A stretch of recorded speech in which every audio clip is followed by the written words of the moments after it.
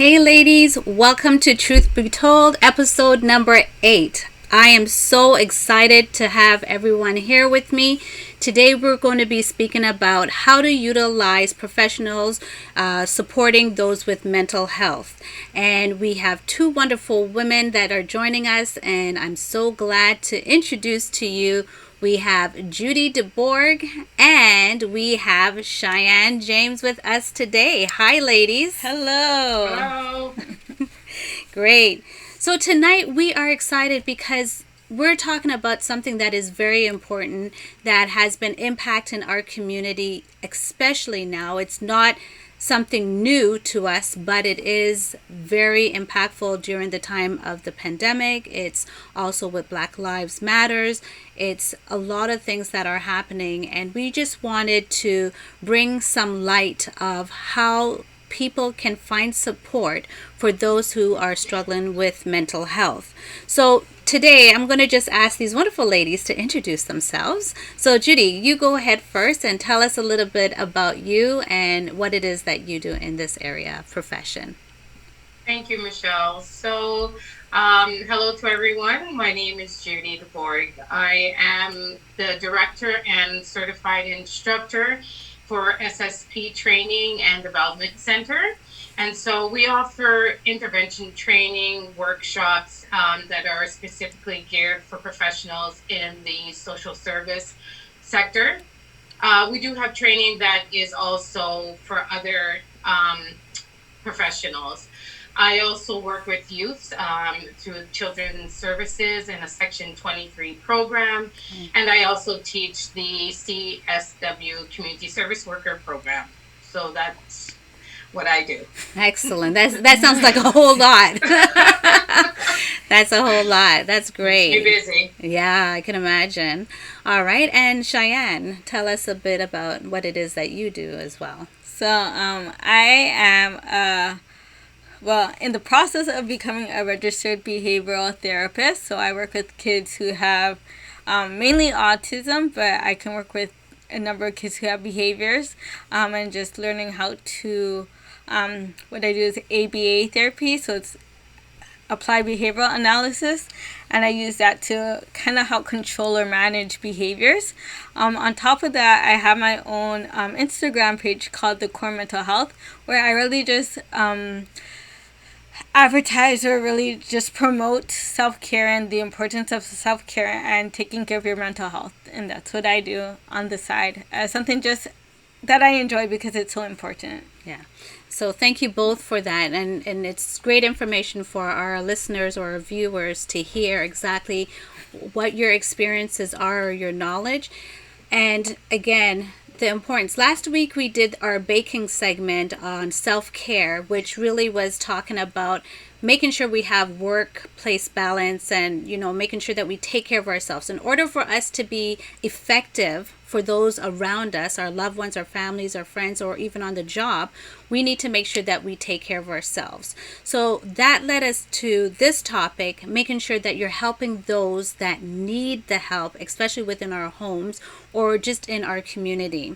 So let's dive right into it. Now, how would you define mental health? What is the definition of mental health? And either one of you guys can answer that question. So mental health is really based on a condition that affects one's thinking, their moods, their behaviors, that really negatively impacts their day-to-day living. So that's really it's summed up in a nutshell. I mean, there are broader expansions to mental health, but this is the main, what I would refer to as the main definition. So, and you can definitely add to that as well. Yeah, I say that would be mental illness, which is the broader, that's a part of mental health. I would say mental health could range from positive to negative. Like mental health is just the broader term, but mental illness would be things like depression, anxiety, schizophrenia, those things that really impede on your behaviors, your mood, as Judy was saying. I think that sometimes we think of mental health as mainly just the illness, where there's so much more to it than just the sickness itself. It's just it could be positive mental health. It's not always negative. So if you're, not having any illnesses, or if you're taking care of your emotional, mental well-being, that's good mental health. So I think that's something also to kind of highlight the difference between having a mental illness and just the broader term of mental health. Mental health. Okay, Absolutely. so that's a great point, because for someone like myself who may not be experiencing it, or may actually been exposed to but not realizing that there is a difference between mental health and mental illness. So Yes. with that being said, how can I tell if someone has a mental health problem? I think that's the challenge that people are facing, is that they're not identifying when a person is having a mental health or maybe mental illness Mental illness, yeah. situation, for them to be able to say, okay, hey, we need help here. How would I think it you? really depends on what their diagnosis is. Like, I Mm, mean, somebody who suffers from depression, their signs could be, you know, always tired, not getting enough sleep, loss of interest, always crying mm, or angry or built up of anxiety, which it works, Mm-hmm. hand in hand with depression. So I think, I might could flip the coin and look at someone who, let's say, has autism. Their behaviors are very different from someone that has depression. So mm, um, there are different signs um, to someone suffering from mental health. mhm, So it's I think it's kind of just reading one's body language. If you notice that Mm-hmm. their change in their behaviors mhm. has gone from 1 to 10 over a certain period of time, you're going to look at those changes that are bringing up. And we don't want to jump the gun and just say, oh, because they're crying today, that they're suffering from Right. depression. There's Yeah. obviously other things that go along with it, and it can be short-lived, as well as mental health affects individuals on a chronic level, right? Yeah. So Right. it's definitely some signs that you can look for. Right. Okay. And so, with that being said, then when we recognize that there are signs, what are the steps that we should take when we are living with someone that has these signals that are being let off? And also, before I forget, to our Facebook audience, please feel free to comment and ask questions as well as we're going along. While we have Judy and Cheyenne here, it's a great time to ask your questions to them as well. So go ahead with that. I would say, like, if you notice someone that has symptoms, whether it is something that, comes and goes, because not all symptoms, last, or like Judy said, are persistent. Some might be, temporary, some might persist for a long period of time. But the first thing you should always do is check in with your family doctor, and let them know what's going on, and then they can refer you to a psychologist or some form of um, counselor that can do a further assessment to see if you have a diagnosis, or you meet the diagnosis for a mental illness. That would be the only way to actually receive an official diagnosis, is seeing a psychologist, either yourself. If some insurance companies require that you have a family physician make a recommendation, but if you don't have insurance or your policy doesn't require that, you can always call a psychologist's office yourself and say you want an assessment, and they will kind of tell you the step by steps on how you can receive a diagnosis if you meet that criteria. Okay. Yeah. Yeah. Another thing you want to keep in mind, especially even before going through those steps, Mm-hmm. is being empathetic and obviously having that non-judgmental Mm, attitude to that individual, because Mm-hmm. a lot of people will have you suffer from some sort of mental health issue, and for various reasons they choose not to acknowledge it or want to get help. They feel Mm-hmm. ashamed. Statistics, I think in 2018 it was like 60%. And now we're in 2020. I am sure that number has risen since. But that just goes to show you that a lot of people suffer under the quiet. And so if you notice somebody is going through just anything, whether they're suffering from mental health or not, you still want to have that empathetic approach so that you can be supportive to them. Ask them how you can help them. Don't assume and make suggestions because we have our own answer within us. We just need someone sometimes to tap in to that for us. So when you ask, how can I help you? What can I do to make this situation better? Sometimes they just want a listening ear. Sometimes they just want to cry on your shoulder and you not say a word. Right? Other situations, the diagnosis is a little bit more deeper, which might require medication. You know, those are the things that as you get further testing, like Cheyenne was mentioning, if they are diagnosed with more severe type of mental illness that requires medication, then by all means, the doctor is going to, do that part. But as an individual who are not doctors and psychologists, the big question is, how do I really support somebody that is suffering? Really and truly, the first thing is having that supportive approach. And then looking at ways, making a plan of how you can continue to support them in the meantime and through crisis. Right. Okay, good. Yeah. And that's very important for us to know that. So you mentioned the word crisis. Now, we've seen just recently here in Mississauga, Malton, where a gentleman with mental illness was shot by the police. I'm not necessarily going to dwell on that particular case, but this scenario is that this gentleman was in crisis. And my question is, what do I do or what do we do in a crisis situation to make a better outcome? What kind of steps should we take in scenarios when a loved one is having a mental illness breakdown maybe? What do you do in those crisis situations?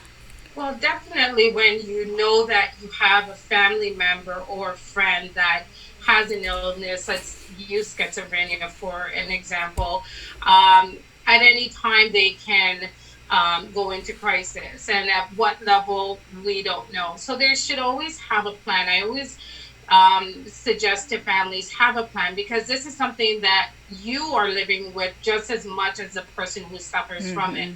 So if you can have a plan, it helps to de-escalate a situation much better than not having a plan at all.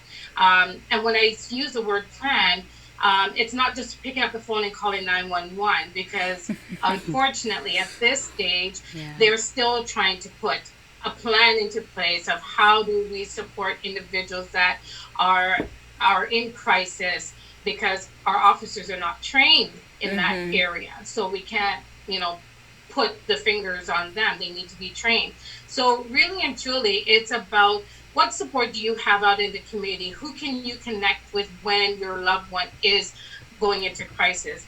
And worst case scenario, if you don't have a plan, if you can safely bring them to emergency, then that would probably be your best bet. Yes. But if they are going to pose harm to yourself or to their self, then it would be good to have a plan put in place. But obviously, 911 is there in case that, it gets to that situations level like this arise. Right. And when when you call 911, you can also tell them that you prefer only for the paramedics to come and transport them to the hospital if it's something that's not a violent situation. You can always explain it to them. Actually, someone told me that this week, that they explain the situation, you explain the triggers. So if the person is triggered by police officers, maybe having the paramedics only come, or a police officer that's not in uniform come, that can handle the situation without it getting too far. Because it's important to consider, especially triggers. A lot of people with mental illness are triggered by police officers, by authority figures. So that's something to keep in mind when you are creating a plan, or if they go into crisis, is thinking of what will further trigger the person, and what can you do that will kind of help them to de-escalate instead of escalating them more into a more serious crisis situation. Yeah, that Which is so important. that is so important, because honestly, when I think about what happened in Mississauga, and I'm thinking how the outcome came, it just, like, I didn't even know that you can have that choice to say, okay, just have the paramedics come, not the police. And I don't think a lot of people know that. They dial 911 and leave it there, right? So this is vital information, people. I'm telling you, this is vital information. We do have a question or a statement from Facebook. Do you feel or Weston says, do you feel from being Caribbean, we don't like to seek help for mental illnesses in general? Wow. Yes. It is a big unfortunately, it's sad to say, it is a big thing. A lot of pride, it's our ego, the macho-ness. I don't want nobody to know that, I'm feeling a little bit down. We need to learn to tap in and acknowledge our feelings. We're human. Yeah. It doesn't matter where we're coming from. We all have feelings. We all feel happy. We all feel sad. We all get angry. We all scream. We all shout. We all laugh. So why is it that if we are suffering, that we should be shameful to reach out?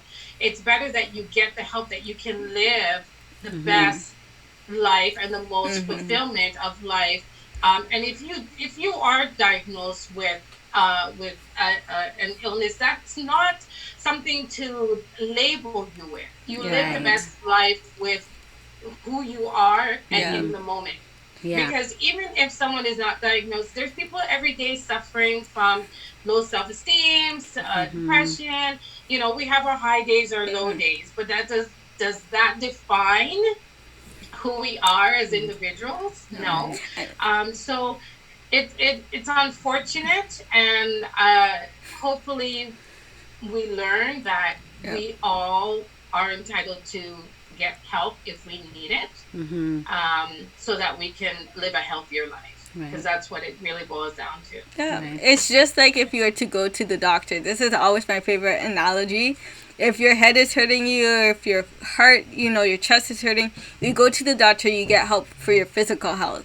It's the same thing with your mental health. If you notice something is off or something's not the way it should be, go to your doctor. It's just as important. And I think that we as Caribbeans don't see it that way. We see it as either like a curse or spiritually.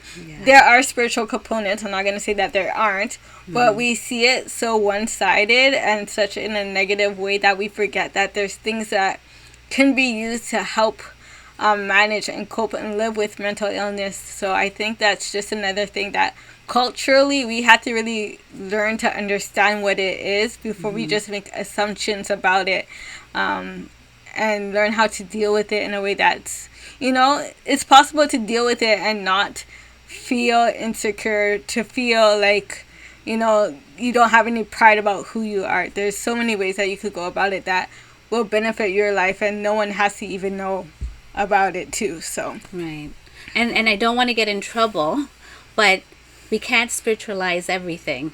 Not everything is a spiritual thing. Some things, it's just how you're feeling in yourself. We are human, and we have emotions and things like that. So it's not always, I got to pray it through. Yeah, you could pray, but you got to add a little knowledge on top of it. You got to understand what it is that you are going through, okay? So it can't just be a spiritual thing. You got to understand. It's just like when you're sick. You pray and you ask God for healing, but if you have to take the medicine, take the medicine and bless it at the same time. Because even certain mental health disorders are medically induced. So like certain forms of depression are chemical imbalances in your brain.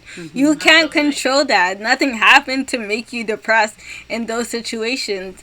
Some of it they found to be genetic. So there's certain things that you actually need the medication in order to adjust the chemicals and the imbalances in your body in order to overcome or to deal with that illness that you have. So that's why I always say, is just as important as your physical health, because there are certain things that you have to medically get looked at when you have mental illness. So, yeah. Right.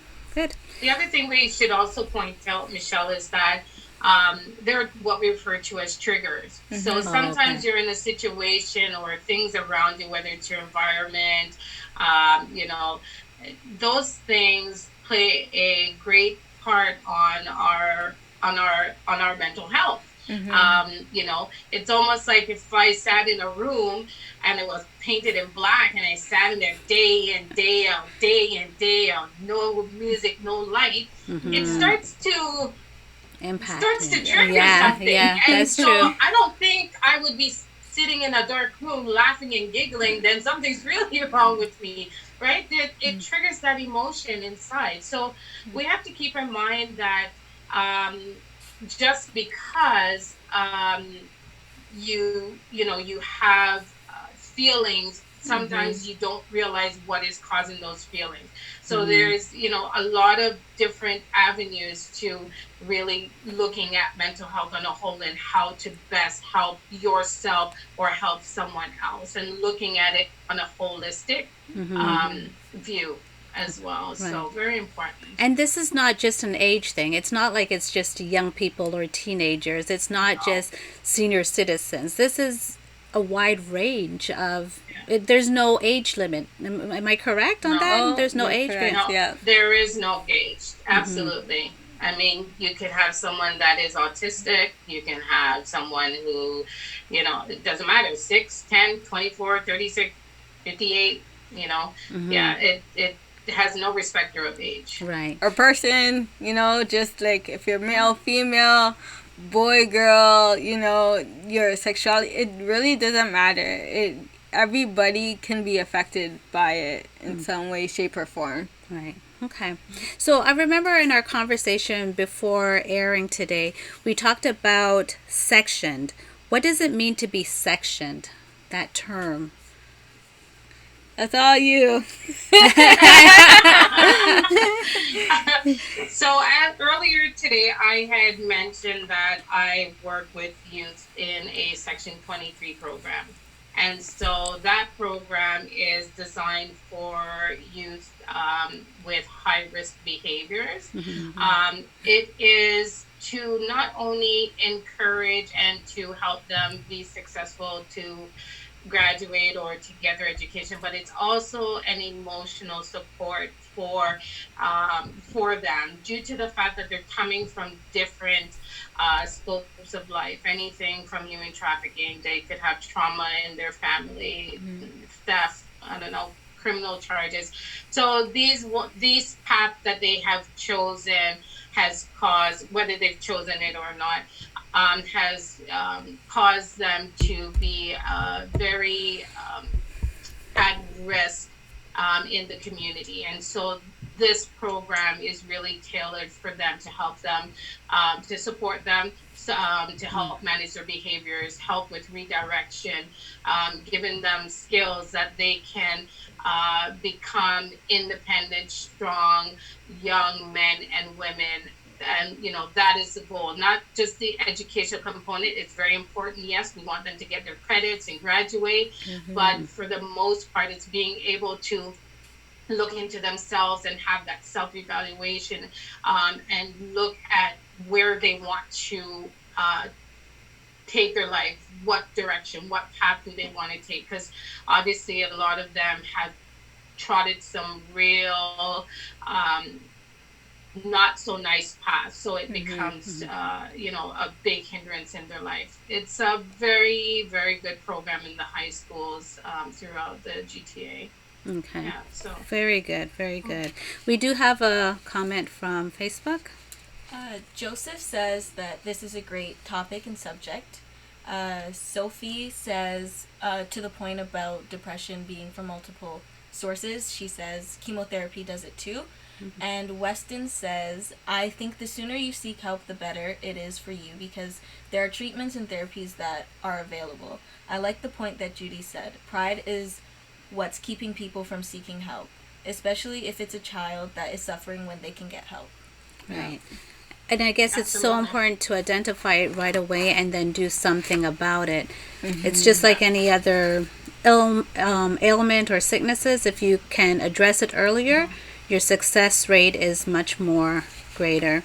Yeah. Yeah, we're having big challenges right now. We can see even during the pandemic of being locked down, people feeling isolated, Yeah. just feeling like, even being at home, depending on what their family dynamics is like, if being home already was not a healthy situation Yeah. for them, and then they end up being stuck because of this, has caused a lot of young people and older folks, but a lot of the young people to take, steps that, whether they decide to take their own life or, hurt themselves, you know, it's very, very hard for them, and they're not finding the outlets to get the help. And so teaching within your family how to support, whether you feel that person is suffering from mental health,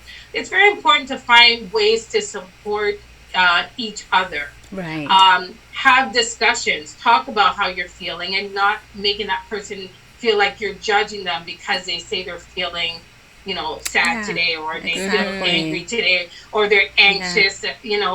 Find out why they're feeling. Let them have that outlet. Yeah. It's nice to have a safe way to express yourself, of how you're feeling, versus bottling it up and getting to the point where you feel like you have nowhere to turn. And this is a problem that we are facing now. They just feel that they don't have anywhere to turn. Yeah, exactly. First, I want to thank the comments from Sophie, Joseph, and Weston. Thank you for chiming in. We do appreciate your comments. We do have another comment. Go ahead. I just want to make it known that we've included links to various help sources in the comment section. Should anyone feel like they need to reach out, we've provided resources. Yeah. Okay, Thank good. you. Okay, great. So, personality disorder. Can you define that? And is that something different from what we're talking about before? Personality disorders? I would say it's not different. It's under the branch of mental illness.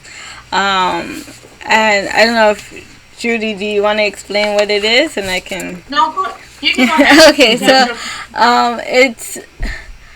there's different. So there's like schizophrenia, where you have like a split personality, is what people refer to it as, which is really just you go into different manic situations, and I'm just kind of paraphrasing it.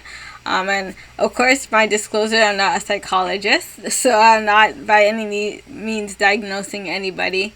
But it's just a form of where you may identify as one person today or now, and then another person later. But it's also due to different, again, imbalances and chemicals that are going through your brain that causes you to kind of switch in and out of that character, that person, that persona. Right. If you did, you have anything to add to that? No, actually, you did really well. Excellent. We do have a comment from Facebook. The comment says, I'm new here, but I think Christians may confuse mental illness with being a bad person and want to pray it away. Yes, we did mention that. Yes, so mental illness is something different from when you're having a spiritual warfare, right? So when you're dealing with a spiritual warfare, that's something you can feel. It's in the spirit. I don't even know how to define the spirit, but it's not it's not something that comes and goes. When you're dealing with a spiritual warfare, you're dealing with a demon or something that's warring against doing the right thing. Okay? But when you're dealing with mental illness or mental health, you're dealing with your own personal feeling of, say, depression or anxiety, things like that. So I think what's happened, Michelle, people tend to want to say that because of the actions that one will take because of how they feel. Yeah. So rather than having a positive reinforcement or outlet or support, Right. they take matters into their own hand because they're feeling so low, and they Yes. make the wrong choices. So therefore, I feel that people connect that to the fact that it's ungodly. Well, yeah, taking your own life is not right, by no means. Right. But this is what people start resorting to when they feel like their back is against the wall. They don't know what to do. Nobody doesn't care. Nobody doesn't understand. Mm-hmm. And they're feeling their lowest. So, Right. yes, unfortunately, we need to educate. Yes. That's the thing. We need to educate and let people understand what mental health is and how it affects and what can we do Right. so that they don't resort to these things, Right. right? Because it it's very prevalent.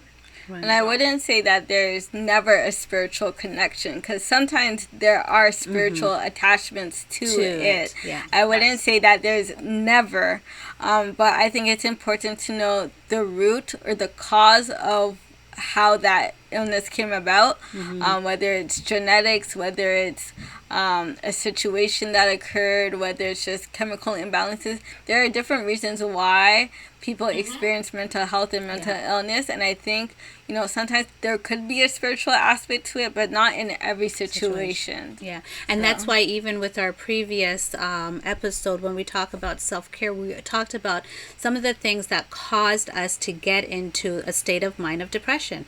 Or something, I think we did the trauma and transition.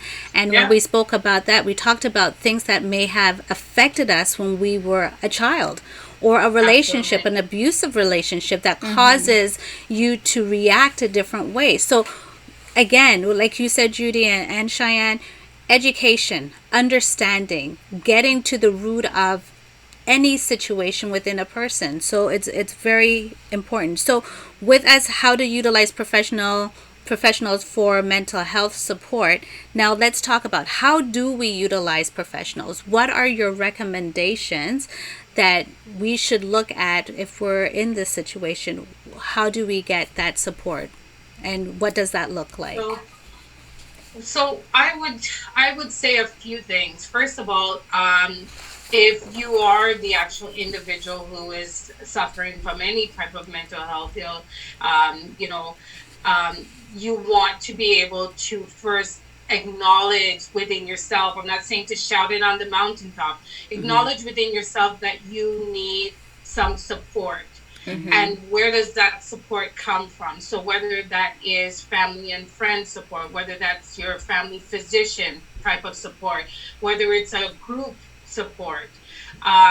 When we look on the outskirts of people that are looking at how can I support someone who I know already maybe is diagnosed, or you're seeing it display in front of you, you want to be able to find support for them. Because sometimes when you're feeling low and down and you feel like there's no answer, having someone outside who takes interest to support you, finding those extra tools. So that could be anything from you as the individual getting some training, getting to understand what mental health is and how you can wordings that you would use, right? Because approach is very important.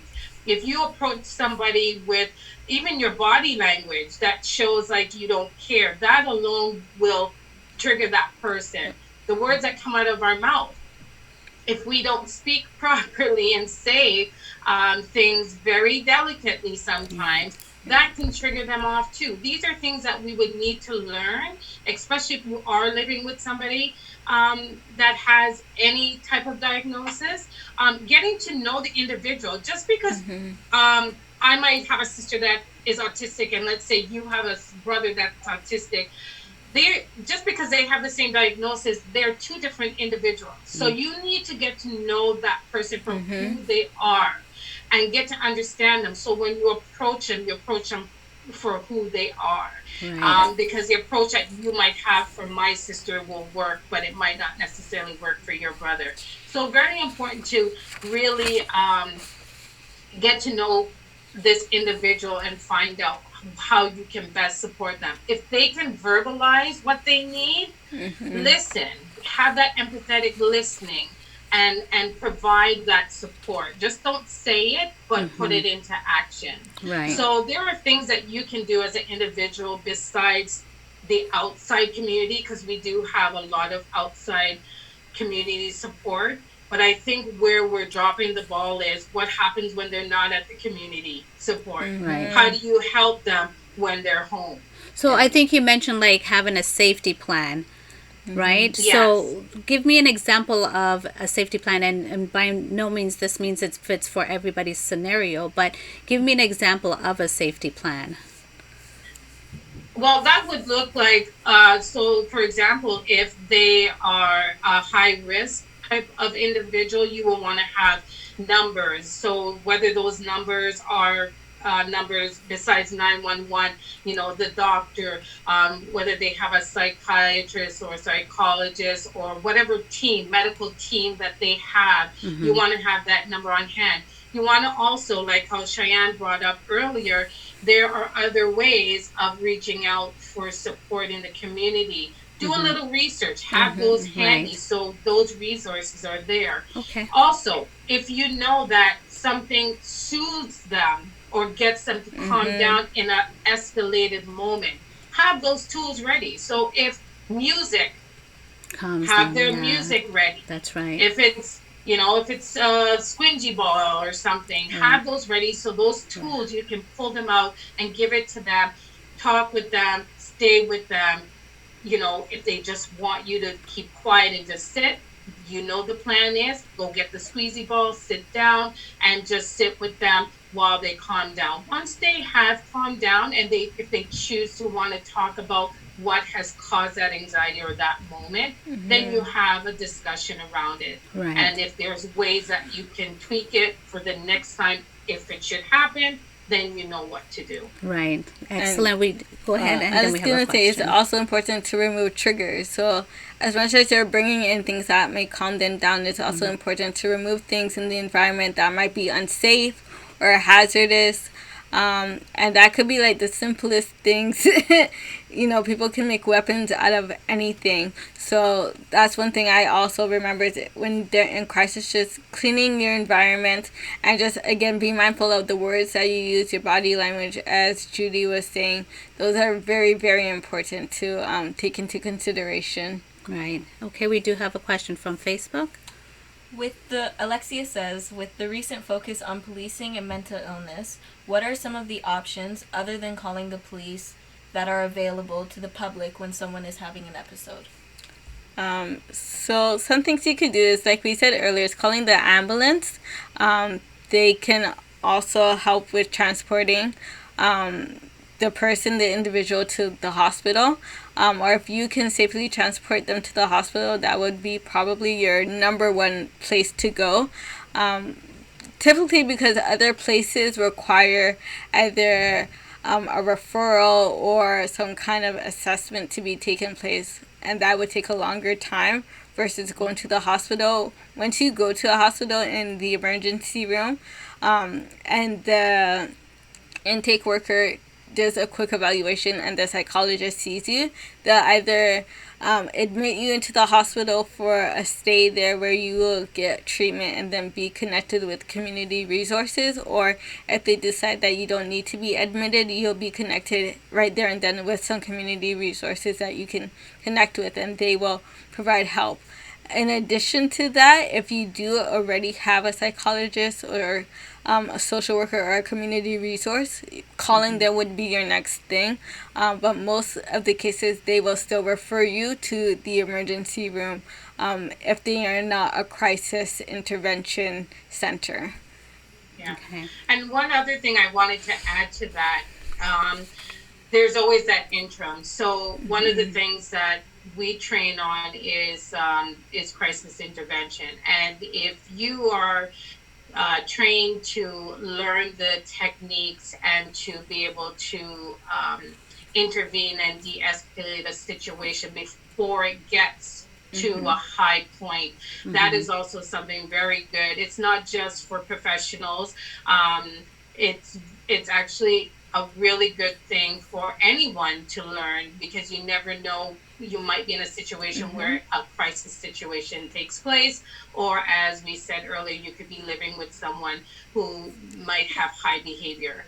And Right. so when you're able to learn how to identify these behaviors and intervene before it escalates to high tension, you're helping that individual in the process as well. So it can really decrease a lot of these situations that's happening. And I would still recommend you go to the hospital, but at least the person has Calm. been de-escalated to a point Later. where you can Yeah. safely take them and get them admitted and looked at. Yeah. Excellent. Well, I want to thank both of you for being on the show. If you have any last thoughts, I'd love to hear it. But before you give us your last thoughts, I just want to let you know that professionals are here to help individuals and family to develop skills and strategies to manage the thoughts and the behaviors of those that are dealing with mental illnesses. Their goal is to promote the independence of the individual in areas of self care, productivity, and leisure. So, again, Judy and Cheyenne, thank you for coming on, and I hope that our Facebook Live community has received some great information. And also, I want to let you know one more thing before you go. Next week, Tuesday at 6 o'clock, we will have Cheryl Nimbard and Bishop Barrington Smith on, and we're going to be talking about, let me just tell you the title. It'll be out on social media as well. But it will be Spiritual Warfare on Youth During Crisis and Emotional Battles. So that will be next week, Tuesday at 6 o'clock right here on our Facebook Live. And again, Judy, thank you. And if you both have any last comments that you want to make to let everyone know, again, the importance of having a professional support you. Well, I would just like to say that it is very, very important for everyone to be on board. And so, whether you live with someone, or you know someone, or you work in the field, it is so important to be equipped. And I would love for anyone who's interested in learning crisis intervention to visit our website at www.ssptraining.ca. So that's ssptraining.ca. You will learn the hands-off and hands-on disengagement skills, along with learning how to verbally de-escalate a situation. So very important to be equipped to help and to support those within our home and our community. Excellent. And Cheyenne, anything? And just to add on to that, it's not just the person with the illness. It's not their responsibility to, I guess, recognize when they're going into crisis. Part of it is, our responsibility as their caregivers, caretakers, to ensure that we are recognizing signs and triggers that our loved ones are experiencing, and it's also our responsibility to help them deal with what they're going through and to ensure that they are managing their crisis as best as possible. Great. Thank you again, ladies. And one last announcement. We have a winner for our contest that we had last week, and it is Shayna Janor. Congratulations. All right. For participating in our contest.